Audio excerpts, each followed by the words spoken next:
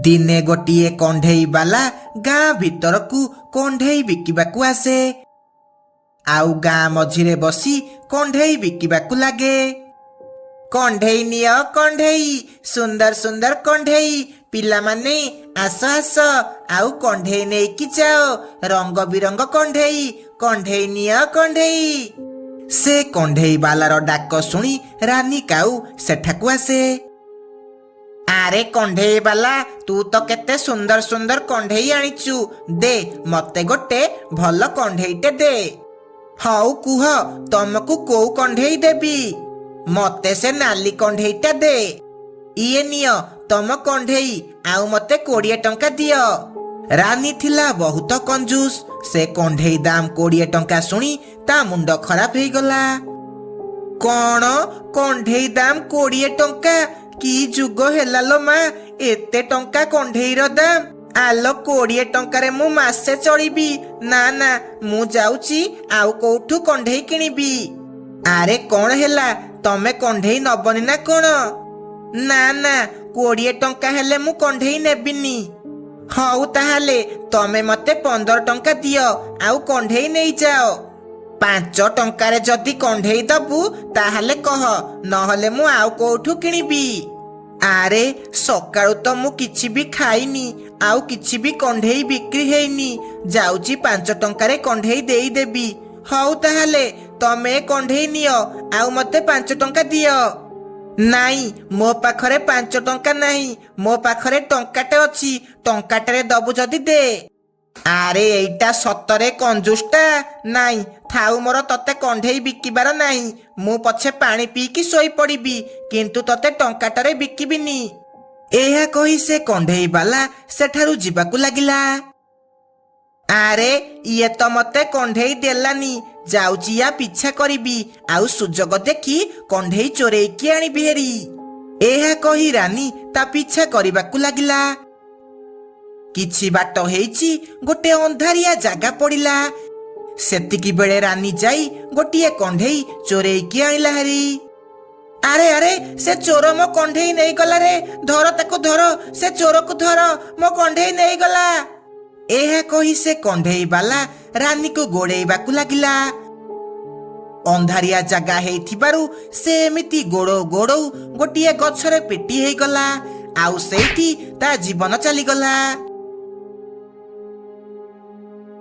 आरे बा, केते सुंदर कंढेईटा हेइची। काली मु ए कंढेई को मो सांग माननकु देखेइबी, बहुत मजा आसीबो। ये हाउ हेला, एबे राती हेलानी सोई पड़े, सकाळ हेले मजा करिबू। तापरे से माँ पुओ 2 जण सोई पड़िले। एमिति से राती बीती गला, आउ सकाळ हेला। सकाळे जगू से कंढेई सह ता सांग मानक सह खेलिबाकू लागिला। एपटे से कंढेई बालार मृतदेह सेमिति पड़िथिला। किछि दिन परे अमावास्या आसिला, आउ से कंढेई बेपारी गोटे भूत हेइ गला। हा हा हा हा, एबे मु भूत हे गली भूत। एबे मु कंढेई बिकिबी, आउ केही भी मो कंढेई चोरी करी नहीं पारिबेनी। आउ जिए कंढेई चोरी करिबाकू आसीबो, मु ताको कंढेई कर देबी। हा हा हा हा हा।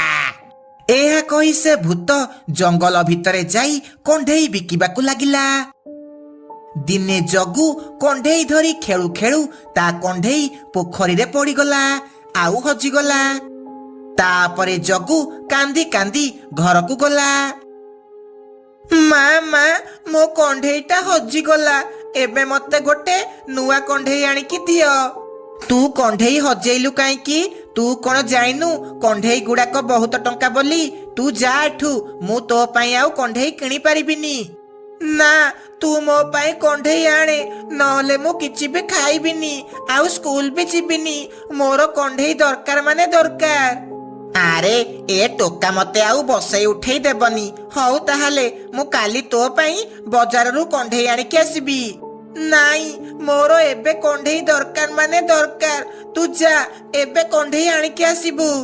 हाउ हाउ, मु एबे जाउची कंढेई आनिकी आसीबी। हे भगवान, ए टोका केते दुष्ट हेलानी। एहा कही रानी कंढेई किनिबाकू गला। ରାନୀ ଜଙ୍ଗଲ ଭିତରକୁ ଯାଇ ସେ କଣ୍ଢେଇ ବାଲାକୁ ଖୋଜିବାକୁ ଲାଗିଲା। କିଛି ବାଟ ଗଲା ପରେ ସେ ସେହି କଣ୍ଢେଇ ବାଲାକୁ ଦେଖିଲା। ଆରେ ସେଦିନ ତ ମୁଁ ୟାର କଣ୍ଢେଇ ଚୋରେଇକି ନେଇ ଯାଇଥିଲି, ଆଉ ଆଜି ବି ମୁଁ କଣ୍ଢେଇ ଚୋରେଇକି ନେବି। ଏ କଣ୍ଢେଇ ବାଲା, ଇଏ ନେ 5 ଟଙ୍କା, ଆଉ ମତେ ଗୋଟେ କଣ୍ଢେଇ ଦେ। କଣ୍ଢେଇ ଗୋଟାକ 20 ଟଙ୍କା, 5 ଟଙ୍କାରେ ଦେଇ ହେବନି। 5 ଟଙ୍କାରେ ଦବୁ ଯଦି ଦେ, ନହେଲେ ମୁଁ ସେଦିନ ଭଳି କଣ୍ଢେଇ ଚୋରେଇକି ନେଇଯିବି। ରାନୀଠୁ ଏମିତି କଥା ଶୁଣି ସେ ଭୂତର ସବୁ କଥା ମନେ ପଡିଗଲା। ଆରେ ଇଏ ତ ସେଇ ଦୁଷ୍ଟ ଯାହା ଯୋଗୁ ମୁଁ ମରିଥିଲି। ଆଜି ତତେ ମୁଁ ଜମାରୁ ଛାଡ଼ିବିନି। ଆଜି ତୋ ମରଣ ଏଠାକୁ ଡାକି ଆଣିଛି। ହା ହା ହା ହା ହା। କଣ ତୁ ମରି ଯାଇଛୁ? ତାହେଲେ ତୁ ଗୋଟେ ଭୂତ? ହେ ବୋଉ, ମୋର ଆଉ କଣ୍ଢେଇ ଦରକାର ନାହିଁ। ତୁ ମତେ କ୍ଷମା କରିଦେ, ମୁଁ ଏଠୁ ଯାଉଛି। କଣ୍ଢେଇ ନ ନେଇକି ତୁ ଖାଲି ହାତରେ ପଳେଇବୁ? ନେ ନେ କଣ୍ଢେଇ ନେ। ଏହା କହି ସେ ଭୂତ ରାନୀକୁ ଧରି ଜୋରେ ଜୋରେ ତଳେ କଚିବାକୁ ଲାଗିଲା। ଜୋରେ କଚାଡ଼ିବାରୁ ରାନୀ ସେଠାରେ ବେହୋସ ହେଇଗଲା। ଏବେ ତୁ ମରେ ଏଇଠି, ମୁଁ ଏଠୁ ଯାଉଛି। ହା ହା ହା ହା ହା। ଏହା କହି ସେ ଭୂତ ସେଠାରୁ ଚାଲିଗଲା। କିଛି ସମୟ ପରେ ରାନୀର ଚେତା ଆସିଲା, ଆଉ ସେ ଜୀବନ ବିକଳରେ ସେଠାରୁ ଚାଲିଗଲା। ମଧୁବନ ଜଙ୍ଗଲରେ ମିଟୁ ଶୁଆ ତା ପୁଅ ବିଟୁ ସହ ରହୁଥିଲା। ଗୋଟିଏ ଦିନ ସେହି ଜଙ୍ଗଲକୁ ଗୋଟିଏ ମାଟିର ଖେଳନା ବିକିବା ବାଲା ଆସେ। ଆସ ଆସ ପିଲାମାନେ, ମାଟିର ଖେଳନା ନେବ ଆସ। ରଙ୍ଗ ବିରଙ୍ଗ ମାଟିର ଖେଳନା, ମାଟିର ହାଣ୍ଡି ନେବ ଆସ। ବାପା ବାପା ଦେଖ, ମାଟିର ଖେଳନା ବାଲା ଆସିଛି। ଚାଲ, ମୋ ପାଇଁ ମାଟିର ରଙ୍ଗ ବିରଙ୍ଗ ଖେଳନା କିଣିଦେବ।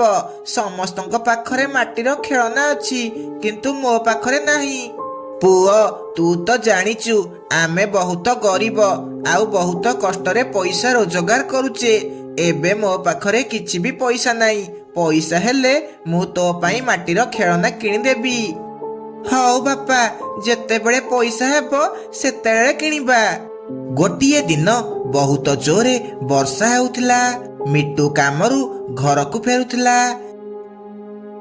ସେତିକି ବେଳେ ସେ ଦେଖିଲା ଗୋଟିଏ ଗଛ ପାଖରେ ଗୋଟିଏ ମାଠିଆରେ ବହୁତ ସାରା ସୁନା ଅଛି। ସେ ତା ପାଖକୁ ଗଲା। ଆରେ ବା, କେତେ ସୁନ୍ଦର ମାଠିଆ ହେଇଛି, ଆଉ ଏଥିରେ ବହୁତ ସାରା ସୁନା ଅଛି। ଯାଉଛି ଏ ସୁନା ସବୁ ନେଇ ବିକି ପଇସା ଆଣିବି, ଆଉ ତାପରେ ମୁଁ ମୋ ପିଲାର ସବୁ ସ୍ୱପ୍ନ ପୂରଣ କରିପାରିବି। ତାପରେ ମିଟୁ ସେ ମାଠିଆକୁ ନେଇ ଘରକୁ ଯିବାକୁ ଲାଗେ। କିଛି ବାଟ ଯାଇଛି ସେ ମାଠିଆ ଗୋଟିଏ ଡାହାଣୀ ହେଇଯାଏ, ଆଉ ତା ପିଠିରେ ଲାଖିଯାଏ। ଆରେ ଇଏ କଣ? ମୋ ପିଠି ଏତେ ଭାରି କଣ ଲାଗୁଛି? ଆରେ ଇଏ ତ ଗୋଟେ ଭୂତ।